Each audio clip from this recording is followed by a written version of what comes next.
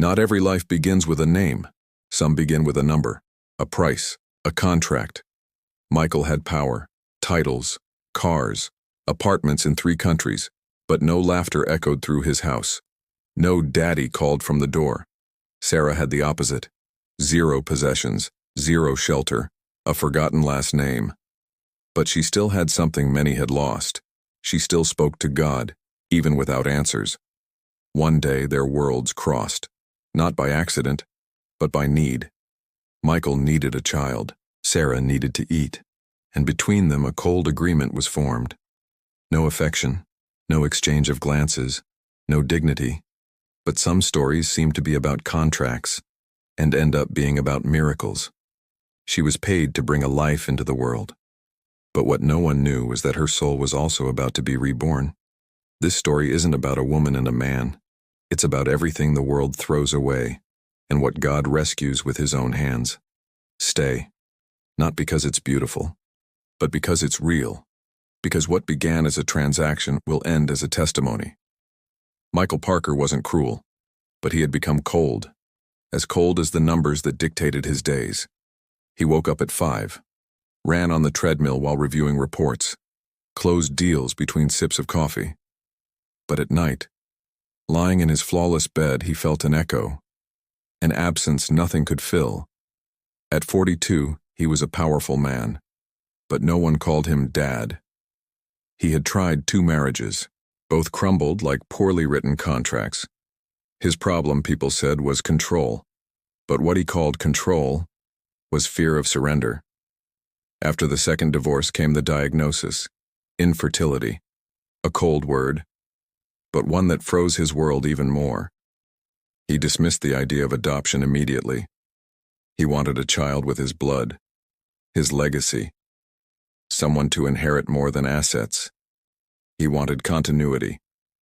He began searching for solutions, researched clinics, spoke to doctors, hired lawyers. He was introduced to the option of traditional surrogacy. No bonds, no contact, just a contract. The terms were clear.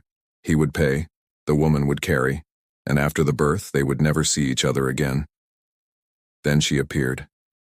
Sarah, 29 years old, no fixed address, no active ID, no one to claim her. She had been living on the streets since she was 23. After fleeing an abusive relationship, she found herself without family, without support, without direction. She slept behind a laundromat downtown, ate when she could, survived. That was all. When approached by a social worker connected to the program, she thought it was just another interview that would lead nowhere. But this time, there was money. Real money. She didn't understand all the legal terms, but she understood the essential. In exchange for 9 months, she might have a chance to get off the ground. Michael didn't look at her, didn't meet her eyes. He called her the candidate, asked questions like he was hiring someone to clean windows. She answered everything with her head down. Her dignity had been left behind years ago. Hunger spoke louder. The contract was read aloud. The payment split in 3 parts. An advance, payments during the pregnancy, and the rest after birth. She signed, with trembling hands, but a hollow heart. Michael thought he was buying a solution, but without realizing it, he was beginning a journey that would challenge him completely. Sarah left the office with an envelope and a promise, but also with a new weight. She wasn't just a body carrying a child. She was a soul trying to remember who she was. While he returned to work, she lay down in a cheap boarding room, and for the first time in a long while, she cried. Not from hunger, but from something she couldn't even name. The world had given her a choice. But was it really fair to call it a choice? Michael, on the other hand, crossed another item off his list. He believed everything was settled, organized, handled. But what he didn't know is that life, when it enters the scene, disrupts everything ego tries to control. The pregnancy began a few days later, and with it, something sacred, something no contract had foreseen. Sarah couldn't remember the last time someone had said her name with affection. It was as if her very identity had been dissolved by time, by pain, by the absence of a place in the world. As a child, she was the quiet girl. Later, the weird one. Then, the dumb one. And finally, nobody. At 17, she ran away from home, an alcoholic father, a submissive, absent mother. She longed for peace, but found chaos. At 19, she fell in love with an older man. James seemed kind. He cooked. He laughed, told her she was beautiful. But the sweetness didn't last long. Soon came the shouting, then the slaps, and finally the cutting silences, worse than any blow. When he threw her out with only a bag of clothes, Sarah carried more than belongings. She carried trauma, scars no one could see. She spent nights in shelters, others on park benches. Over time, she learned to survive in the shadows. People didn't see her. Or worse, they saw her and looked away. She begged with a sign that read, "I'm hungry, I'm afraid, I still have faith." But the part about faith, she wasn't sure it was still true. Still, she spoke to God, not as someone expecting answers, but as someone just hoping to be heard. She'd sit in the back of churches in silence. Sometimes she cried. Sometimes she just listened. She liked the sound of the organ. It felt like something inside her was still alive. The offer to carry a child for money sounded absurd. But what else did she have? It was this. Or slowly fade away until she disappeared.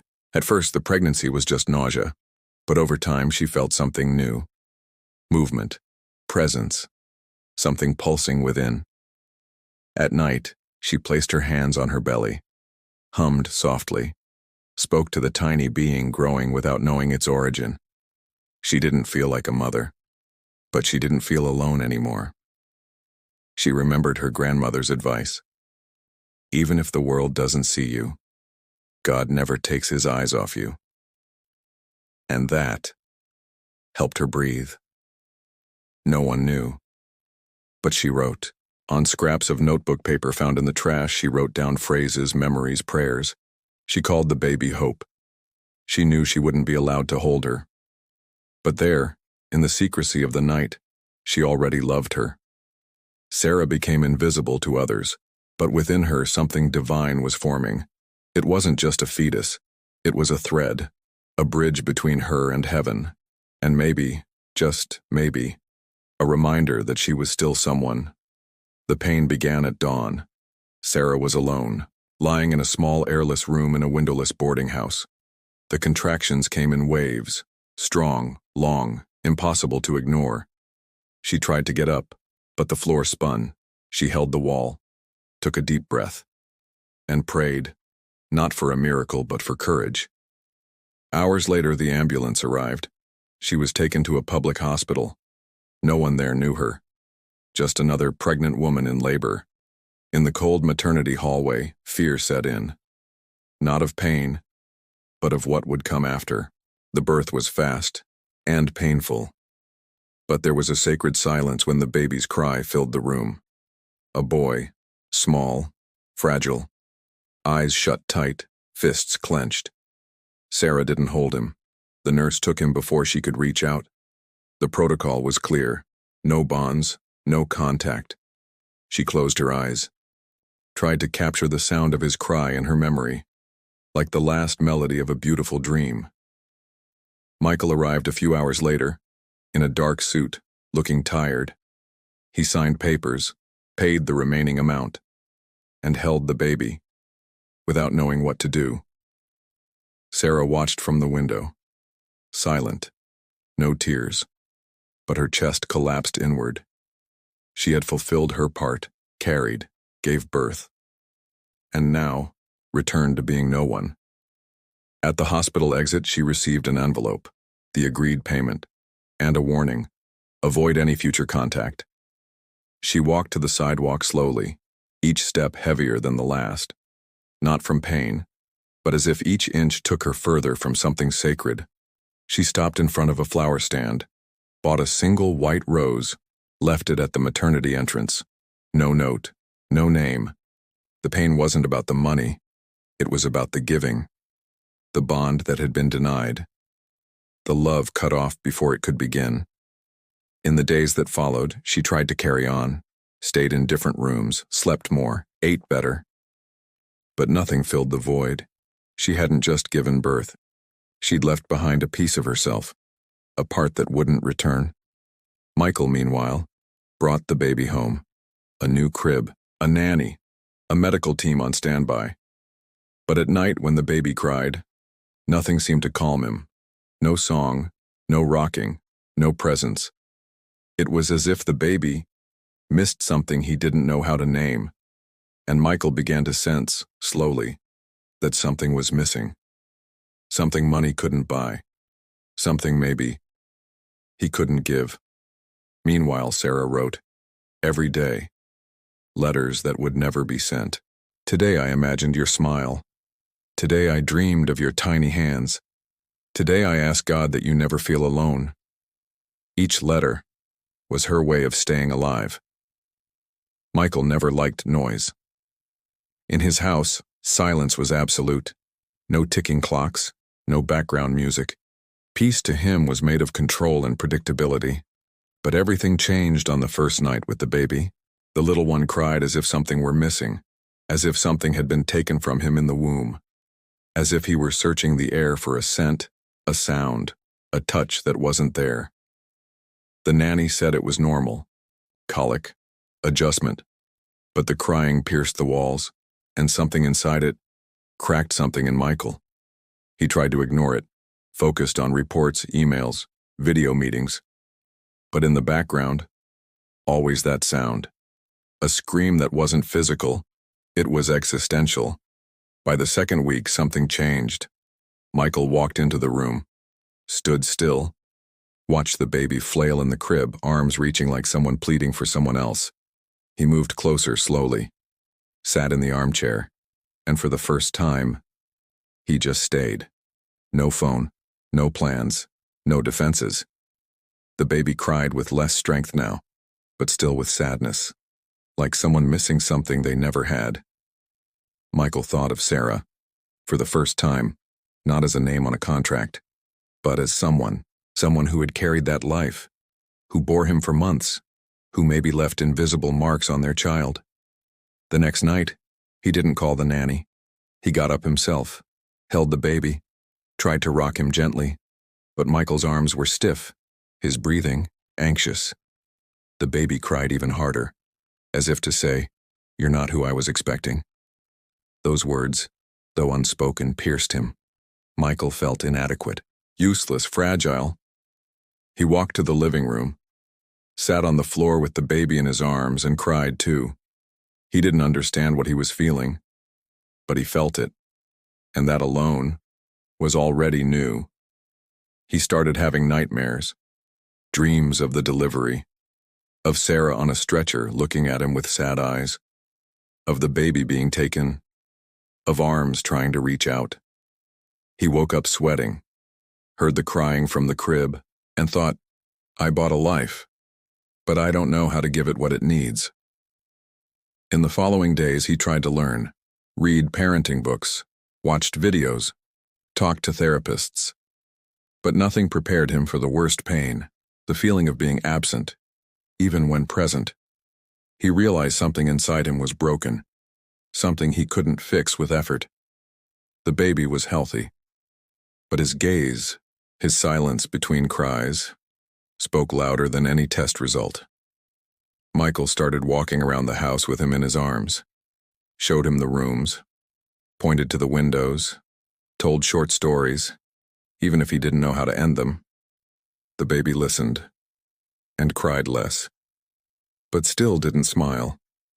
It was in that absence of a smile that Michael saw himself for the first time. He saw that his life had always been this way, full of achievements but without a real reason to smile. By the third week, he sat in front of a blank sheet of paper, wrote a letter, not to his son, not to Sarah, but to himself. I don't know how to be a father, but I want to try. And maybe, to truly try, I need to discover who you really are before time wipes that light from your eyes. That night, for the first time, the baby fell asleep in his arms, without tears, without resistance, as if to say, "I'm still here." It was an ordinary morning, clear sky. Michael drank his black coffee with no sugar, as usual. The baby slept in the crib in the next room, but something felt off. A strange sensation in the air, like the day was about to break in half. The nanny rushed in, wide-eyed. The baby had a fever, and his breathing was short, fast, frightened. Michael stood up immediately, picked up the baby, felt the heat radiating from the small body, and something inside him collapsed. He rushed to the car, forgot the driver, forgot security, drove at high speed, ignoring traffic lights and horns. At the hospital, time froze. The baby was taken by nurses. Michael stayed in the waiting room, holding only his son's wristband. The doctor came minutes later, said the situation was under control. But there was a detail in the medical chart that needed attention. They needed the biological mother, not for emotional reasons, but medical necessity. The baby showed signs of a genetic condition, not serious but needing investigation. And without the full maternal history, treatment would be limited. Michael swallowed hard, nodded. But inside, a guilt he had never known began to grow. He knew nothing about Sarah, didn't know her blood type, her family history, not even her childhood traits. He treated her like a supplier, and now he needed her as a human being. He sat on the hospital corridor bench and buried his face in his hands. Felt small, incompetent. What kind of father doesn't know the mother of his own child? In the following days, he searched for Sarah, asked the social worker who mediated the contract for help, went to the boarding house where she stayed after giving birth, but she was no longer there. He visited shelters, churches, support centers, showed an old photo of her, taken without her knowing, on signing day. Most didn't recognize her, some said they'd seen her, but always as a shadow that passed too fast. Michael felt emptier by the day, realized he barely knew the story he had started. The baby was improving, but the tests still demanded answers. And every time someone asked about the mother, he felt a pain he couldn't explain. He sat in his son's room at night, looked at that peaceful face and whispered, "Forgive me, little one, for thinking I could do this alone, for forgetting you didn't come from nowhere." Around that time, he started going to churches, not for religion, but for intuition. He felt that if he were to find Sarah, it would be in a place where the broken still walk in. One gray Sunday, he entered a small chapel downtown, sat in the last pew, took a deep breath, and for the first time, asked God to help him find someone, not out of interest but out of repentance. And there, between silence and longing, his heart began to change, because sometimes the pain of another only becomes real when it touches your own blood. It was a Wednesday afternoon, light, steady rain. Michael walked through the city center with sharp eyes. He had already visited 3 shelters and 2 aid stations. Nothing. His shirt was soaked, hair stuck to his forehead. But he kept going. He passed an old church. Wooden doors slightly ajar, candles lit, the scent of wet wood mixed with the fragrance of faith. He walked in, not with intent, just impulse. Or maybe divine direction. Inside, it was dark and silent. A few people scattered across the pews. An old man prayed on his knees. 2 women whispered near the altar, and there, at the back, a curled figure sleeping on the last bench. Michael stepped closer, heart pounding. Every step, a possible reunion, or just another disappointment. He got closer. Her breathing was light, barely audible.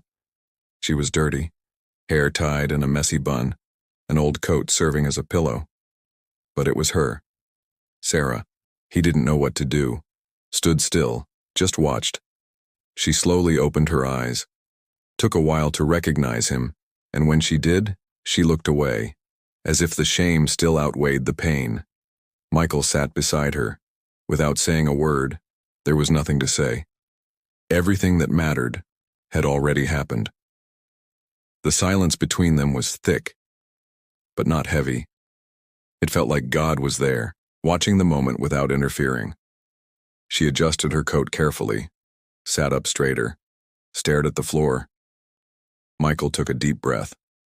He wanted to apologize, to explain, but everything felt too small for that moment. Instead of speaking, he pulled a tissue from his pocket, offered it to her. She took it with trembling hands, wiped her eyes, but didn't cry. Time felt different there. Slow, dense, sacred. He tried to speak. His voice failed, so he simply whispered, "I found you." Sarah nodded gently, but said nothing. She didn't have to. She didn't know about the diagnosis, the fever, the hospital, the tests. But she knew the man in front of her was no longer the same one who saw her as a contract. Something in him had shifted. Something deep, unchangeable. Michael opened his bag, took out a small photo, the baby smiling in his crib, handed it to her. Sarah took the photo delicately, looked at it, and for the first time in weeks, she smiled. It wasn't a wide smile, not of joy. It was a broken smile, but it was real. He didn't ask for anything, didn't demand answers, didn't propose deals. He just stayed beside her, on the bench of an empty church, like two shards of glass trying to reflect a little light. She rested her head on the bench, and for the first time, after everything, felt seen. Not as a womb, not as a burden, but as a soul. The silence lasted for long minutes, until a soft tune began to play from the old organ. It was a song of hope, of new beginnings. They didn't hold hands, they didn't hug. But in that moment, the reconnection happened. God didn't speak in an audible voice, but he was there, between them, healing without saying a word. Michael didn't know how to begin. After that meeting in the church, he waited 2 days before gathering the courage. He didn't want to be a hero, didn't expect applause, but he could no longer bear the weight of silence. He found Sarah at the door of the same church, sitting on the stone step, a thin blanket around her shoulders. She saw him coming, and this time, didn't look away. He sat beside her. The sky was gray. The cold breeze cut gently but steadily. Michael pulled a small box from his pocket. Inside, a blue fabric bracelet, with the baby's name embroidered by hand. Noah. "That's his name," he said, staring forward. She nodded with a fragile smile. "Beautiful name," she replied. The silence returned, but now it was lighter. Michael took a deep breath. His voice came out shaky but firm. "I came to ask for your forgiveness." Sarah didn't respond. She just waited. "I don't want to justify anything or claim I was a different person, because I knew what I was doing. I chose not to see you." His throat tightened. His eyes welled up. "You gave me a son, and I took everything from you, your dignity, your voice, even your right to feel." Sarah remained silent, but her eyes were wet.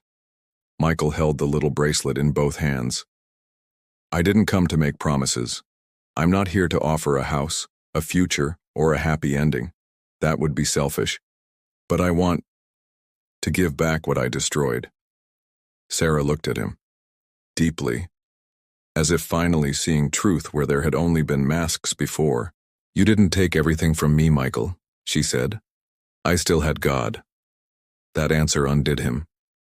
He closed his eyes, swallowed the pain, and smiled for the first time, with humility. "Then maybe he's giving us a second chance." "Maybe," she said, "but let's not rush anything." Michael nodded, and that for him was more than enough. He stood up slowly, extended his hand.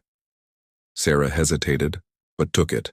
They walked to a nearby cafe, had hot chocolate, didn't talk much, but there was laughter, softer glances, quiet pauses filled with meaning. Michael shared how Noah cried every night, how he only slept to a soft lullaby. Sarah smiled, said she used to hum to him during pregnancy, a melody her grandmother used to sing when she was little. That afternoon there was no soap opera reconciliation, no declarations. There was something rarer, truth. Michael didn't try to fix the past. Sarah didn't demand reparations. They were there, present, with all their flaws, pain, and scars, but whole in the intention to be real. He walked her back to the church. They stopped at the door, looked at each other. "Thank you," he said, "for reminding me what it means to be human." She simply nodded, but in her eyes there was forgiveness, not shallow forgiveness, but the kind born from the meeting of heaven and pain. That night Sarah returned to sleep in the church, not because she had no other place, but because she felt that there, within those simple old walls, her soul could finally breathe. She lay on the last pew, as she always did. But this time, something was different. The blanket was the same. The cold still slipped through the cracks. But inside, her chest wasn't as heavy anymore. She stared at the dark ceiling, placed her hands over the now empty belly, and in silence, began to pray. She didn't use fancy words, didn't follow any script, she just spoke. "God, I know you were there, when I signed that paper, when I gave birth alone, when I walked away without even touching my son." The tears came hard, but she didn't hold them back. "I've carried so much pain, so much shame. I started to believe that was all I was, a used woman, discarded, forgotten." She paused for a long moment, took a deep breath, and continued.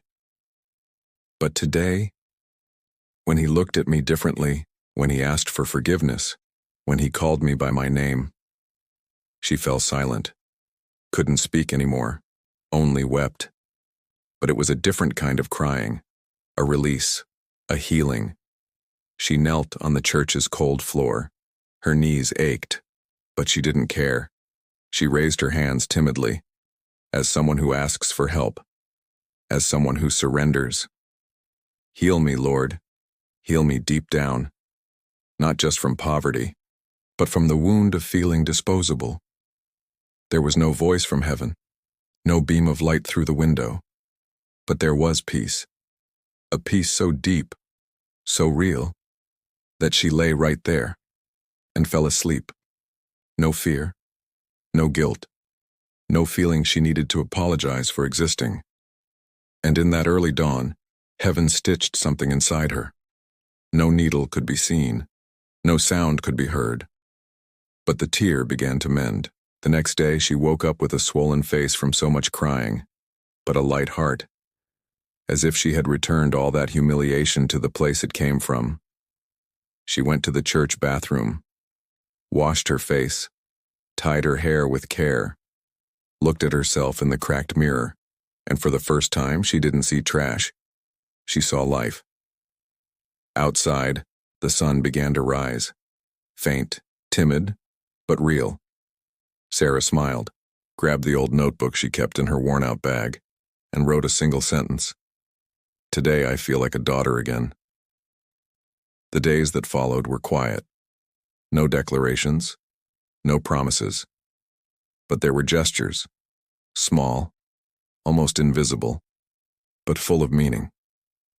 Michael started visiting Sarah often, at first just to talk. They spoke about Noah, about sleepless nights, about the sound he made when he smiled.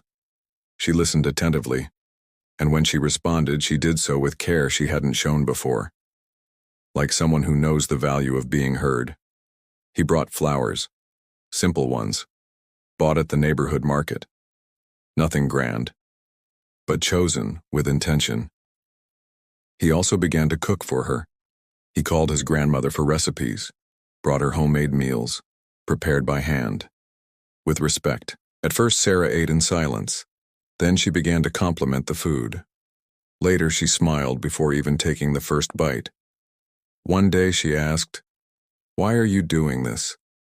He sighed and answered, because I want to learn what it means to love without using.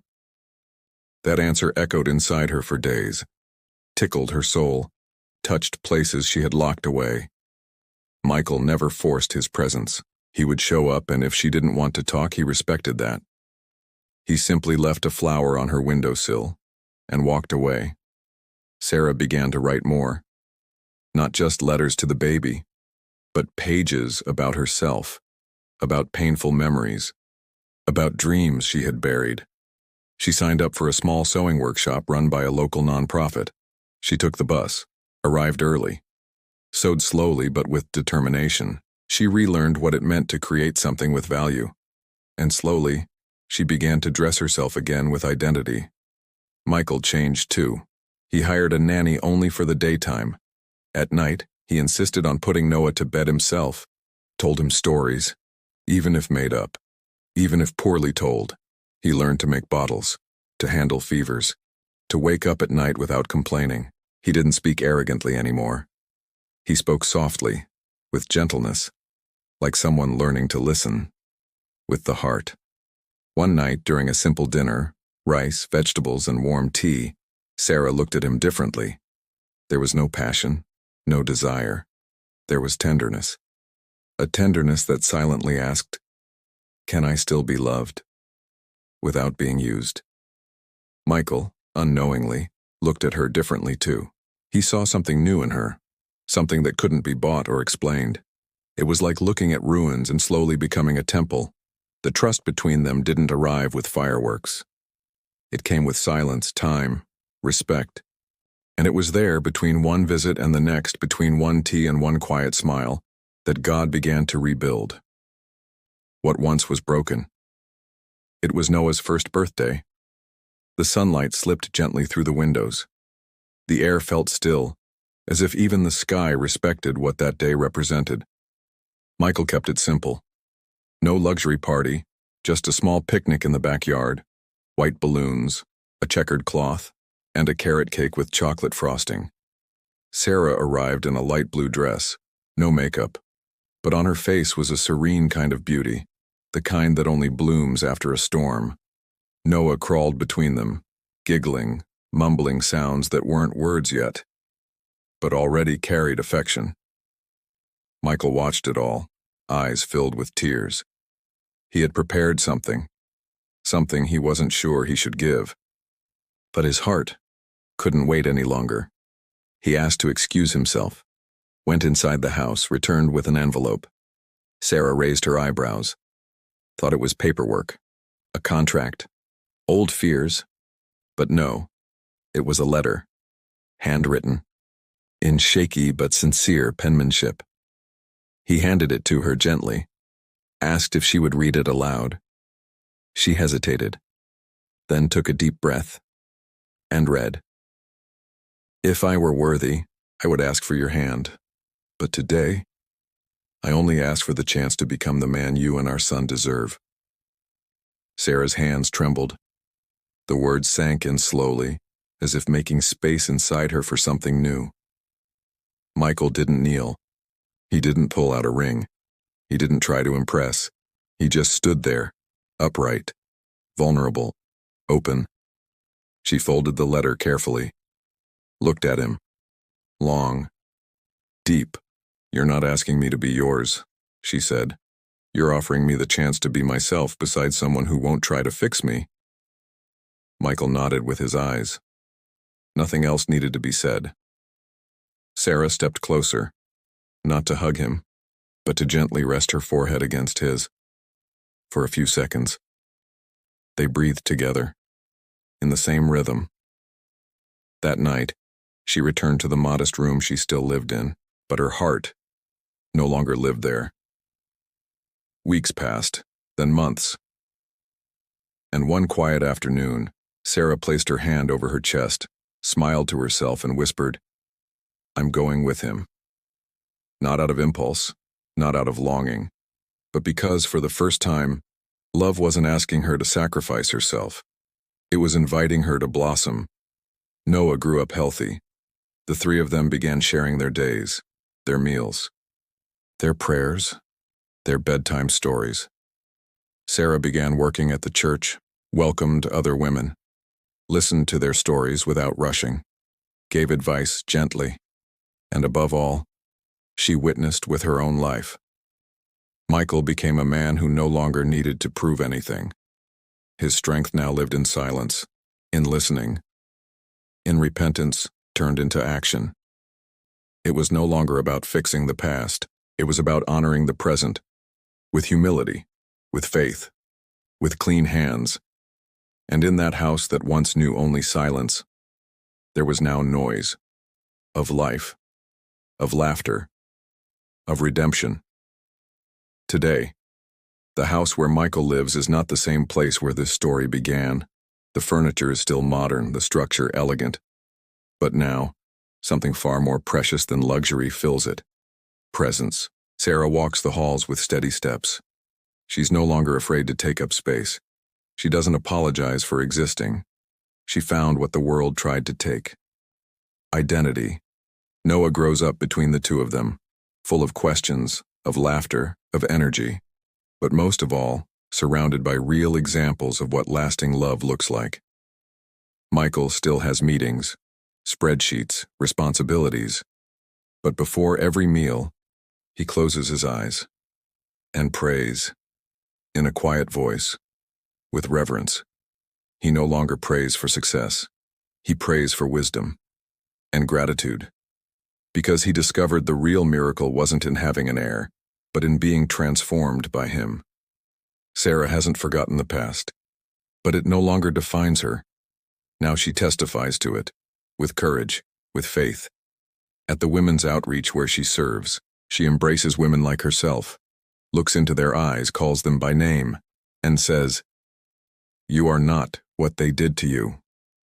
The scar still exists, but it became a bridge, a crossing point between what once hurt and what now blooms. Sometimes at night, she and Michael sit on the couch after Noah falls asleep. They sip tea, say little, but smile softly, like people who know they've arrived, somewhere they never thought they could. They don't say happily ever after, they say here now with God between us. And that is enough. Because when God chooses to rebuild something, he doesn't improvise. He doesn't patch. He restores. With purpose, with beauty, with precision. This isn't a fairy tale. It's not about perfect endings. It's about possible new beginnings, about souls that meet at the exact point of pain, and there are healed by grace. And if you, at any point in life, have felt discarded, rejected, invisible, know this: God sees you. God heals you. God restores you. Not for what you have, not for what you do, but for who you are, to him.